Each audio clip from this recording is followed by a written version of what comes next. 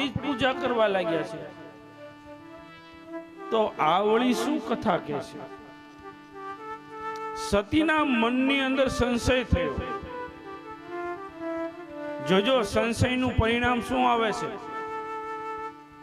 પહેલો સંશય થયો કે જેની પાસે આપણે હિમાલય છોડી કૈલાસ છોડીને આવ્યા છે ને, અને આ તો અમારી પૂજા કરવા લાગ્યા. વળી આ ઋષિ શું કથા કહે છે? પણ કુંભજ ઋષિએ ભગવાન રામનું ચરિત્ર ગાયું અને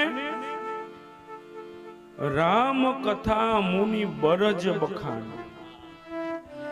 રામની કથા બરજ બખાણ એટલે આમ ખૂબ ઉમળકાથી, ખૂબ આનંદથી રામની કથા કુંભજ ઋષિએ ગાય અને સુની મહેશ પરમ સુખ માની.